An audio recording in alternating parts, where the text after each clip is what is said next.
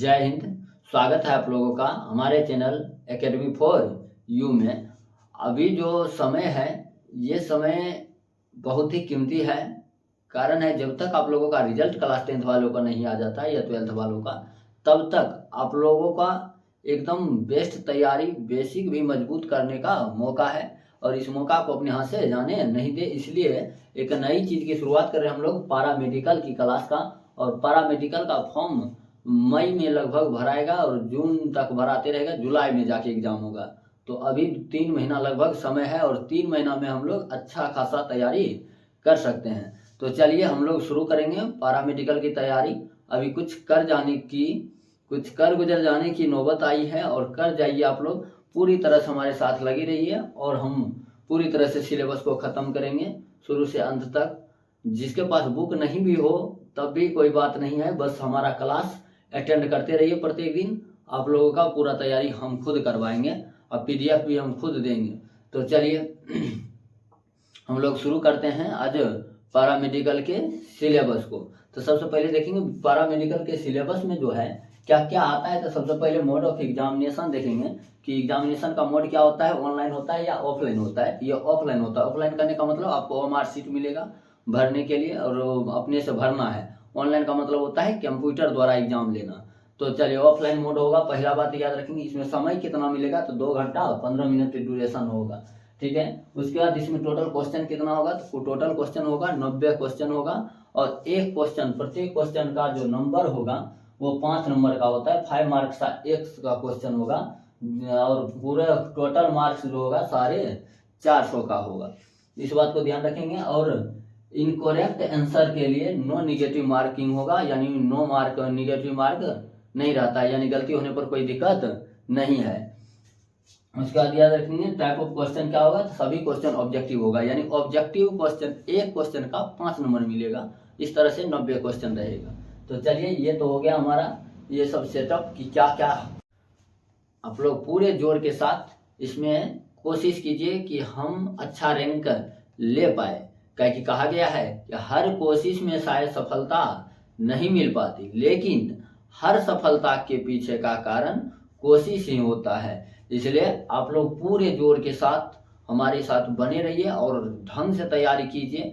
लगभग 4 घंटा देने में तो कोई हर्ज नहीं है। 4 घंटा लगभग दीजिएगा, अच्छा खासा रैंक आ जाएगा। तो चलिए कहा गया है कि जब तक किसी काम को करते नहीं है तब तक वह नामुमकिन लगता है। जब पूछता है अब देखेंगे हम लोग सिलेबस कहाँ से आता है। तो क्लास 10th के लिए अलग सिलेबस होता है और 12th के लिए थोड़ा सा चेंजिंग होता है। तो हम लोग दोनों को देखते हैं। सबसे पहले क्लास 10th के लिए देखिए, ऊपर में हम लिख देते हैं क्लास 10th के लिए है। तो चलिए क्लास 10th का सबसे पहले हम सिलेबस देखते हैं। तो क्लास 10th का जो सिलेबस होता है इसमें साइंस 50 नंबर पूछता है, 50 क्वेश्चन रहता है साइंस का। साइंस में क्या क्या होते हैं तो फिजिक्स, केमिस्ट्री और बायोलॉजी। यहाँ भी आपको समझने की जरूरत होगा। फिजिक्स कितने रहते हैं तो 20 क्वेश्चन सिर्फ फिजिक्स का रहेगा और केमिस्ट्री का 20 क्वेश्चन रहेगा और मात्र 10 क्वेश्चन रहेगा बायोलॉजी से। तो इसलिए फिजिक्स और केमिस्ट्री पर ज़्यादा ही हम लोगों को यहाँ पर टेकअप करना होगा, ज़्यादा से ज़्यादा ध्यान देना होगा। तो चलिए ये 50 क्वेश्चन रहता है और एक क्वेश्चन का नंबर हम पहले ही बता दिए। एक क्वेश्चन 5 मार्क्स का होता है। तो इस तरह से 50 को 5 से गुना करेंगे कितना हो जाएगा, 250 नंबर का आपका साइंस हो जाता है।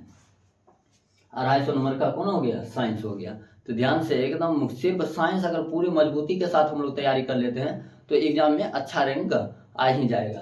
तो चलिए उसके बाद मैथ्स जो होता है, मैथ्स 10 क्वेश्चन रहेगा। 10 बचे कितना हो जाएगा, 50 नंबर होता है। चलिए 50 नंबर का मैथ पूछा जाएगा, यानी 10 क्वेश्चन रहेगा। उसके बाद इंग्लिश से आपको 10 क्वेश्चन रहेगा, तो ये भी 50 नंबर का 50 मार्क्स हो गया। उसके बाद हिंदी से देखेंगे तो हिंदी से भी 10 क्वेश्चन ही जाता है। तो 10 बचे कितना हो जाएगा, 50। अब आप लोग तो खुद ही निकाल लीजिएगा कि कौन कितना नंबर का पूछा जाएगा। इस तरह से जीके रहता है। जीके यानी जनरल नॉलेज, सामान्य ज्ञान से आपको जो पूछा जाएगा 10 क्वेश्चन रहेगा। क्लास 10th वालों के लिए ध्यान में रखेंगे 10th वाला, तो 10th वाला के लिए 10 क्वेश्चन तो 50 मार्क्स। अब सबको जोड़ लीजिए, 250, 50, 300, 350, 400, 450, तो पूरा मार्क पूर गया। 90 क्वेश्चन, टोटल क्वेश्चन की संख्या कितना हो गया, 90।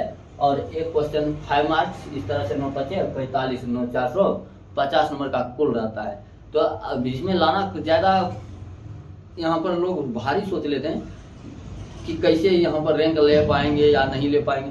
कोई दिक्कत नहीं है, हमारे साथ जुड़े रहिए। अब देखिए ध्यान से, यहाँ पर 250 नंबर आप ले आते हैं तो अच्छा खासा रैंक हो जाता है। तो मतलब क्या है कि सिर्फ साइंस की तैयारी अगर पूरी मजबूती से कर लेते हैं तो हमारा रैंक तो हुआ ही है और हमारा एडमिशन भी निश्चित ही मिल ही जाएगा। अब सिर्फ ये नहीं कह सकते हैं कि सिर्फ साइंस याद करने से हो जाएगा, तो ऐसा भी कोई बात नहीं है। तो हम लोग क्या करेंगे, साथ साथ मैथ को भी देखेंगे।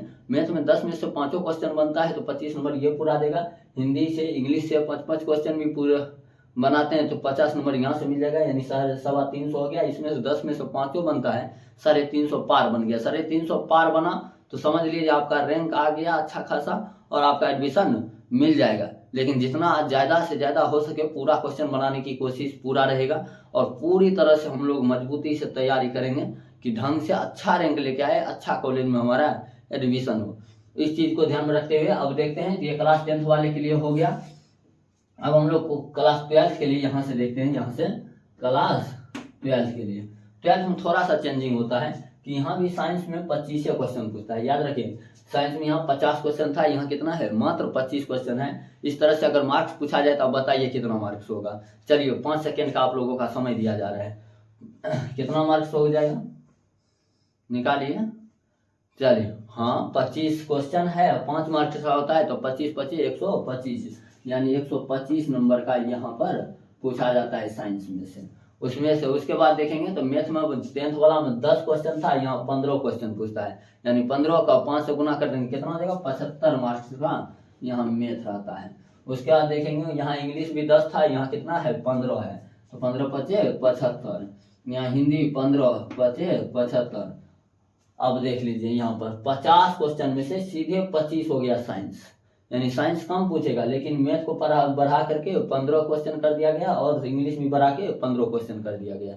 5 क्वेश्चन 10 क्वेश्चन तो बढ़ गया, लेकिन अभी भी 15 बाकी है। तो यहाँ देखिए जीके में यहाँ पर 10 क्वेश्चन पूछा जाता है, यहाँ पर कितना 20 क्वेश्चन पूछा जाता है, सीधे दुगुना कर दिया। तो 20 पंचे कितना हो जाएगा 100। लीजिए 100 मार्क्स का जीके रहता है। तो मतलब कि अगर हम 12th के बाद अगर एग्जाम दे रहे हैं तो हमें साइंस जितना जरूरी है उतना ही जीके यानी जनरल नॉलेज भी हमें जरूरी है, यानी दोनों को एकदम ध्यान से पढ़ना होगा, साइंस भी और जीके भी, ये दोनों विषय का। और मैथ भी 15 क्वेश्चन रहता है तो बहुत अच्छा से पढ़ना होगा, यानी साइंस का वैल्यू कम कर दिया, सीधे आधा कर दिया गया है। और मैथ इंग्लिश हिंदी और जीके सबको पढ़ना पड़ेगा ध्यान से। तो 12th वाला के लिए तो ये सिलेबस है, लगभग बराबर है दोनों में। वहाँ पर साइंस ज़्यादा है, यहाँ पर साइंस को कम करके सब में थोड़ा बढ़ा दिया गया। तो चलिए अब हम लोग अगर सिलेबस समझ गए हैं तो चलिए बिल्कुल समझ गए। अब हम आगे देखेंगे कि ये सिलेबस के अनुसार ही हम क्या पढ़ाएं। सबसे पहले आप लोग एक बार दिमाग लगाइए कि हमें क्या पढ़ाना चाहिए कि अगला हमारा जो सेशन हो सीधा फोकस हो किस पर, सीधे एग्जाम पर फोकस करें। तो हम लोग जो शुरू करेंगे पहले साइंस शुरू करेंगे। और साइंस में अब क्या शुरू करें, तो साइंस में सबसे ज़्यादा अभी बताएं फिजिक्स और केमिस्ट्री पूछा जाता है 20-20 नंबर का। तो सबसे पहले हम फिजिक्स चालू करेंगे और हमारा पहला क्लास जो होगा ये फिजिक्स का होगा। तो आप लोग बने रहिए हमारे साथ और लगातार बने रहने से सिर्फ हमारा वीडियो देखिए, क्लास कीजिए। क्लास के वक्त हमेशा कॉपी और कलम के साथ रहिए कि हमेशा लिखने पर ध्यान दीजिए, ना कि स्क्रीनशॉट मार के बाद में लिख लेंगे, या हम PDF भी इसका डाल दिया करेंगे। तो PDF आप लोग व्हाट्सअप में हमारे ग्रुप से जुड़ जाइए और जा करके व्हाट्सअप पर भी चैनल होता है, वहाँ पर चैनल कॉन्सेप्ट सॉल्यूशन BK नाम से, वहाँ पर जा करके जुड़ जाइए। वहाँ पर प्रत्येक दिन हम जितना भी पढ़ाएंगे वो सभी का सभी जितना भी PDF होगा सब हम डाल दिया करेंगे। तो आप लोग वहाँ से डाउनलोड करके अपना लिख लीजिएगा। और उसके बाद लिखने पर ज़्यादा ध्यान दीजिए, उसको निकालने पर ज़्यादा ध्यान नहीं दीजिएगा। तो लिखने पर ज़्यादा ध्यान देने से क्या होगा, एक बार याद हो जाएगा, लिखने से और ज़्यादा मजबूती से याद रहेगा। तो आप लोग यही काम कीजिएगा, जैसे जैसे हम बताते हैं वैसे ही 1 से 2 घंटा मात्र हमारे क्लास के बाद इसको पढ़ लिया कीजिए। देखिए कि एग्जाम तो निकलना ही निकलना है। चलिए जय हिंद। अब मिलते हैं हम लोग अगला क्लास में। तो चलिए हम कल फिजिक्स के साथ मिलेंगे अगला क्लास में। तो जय हिंद।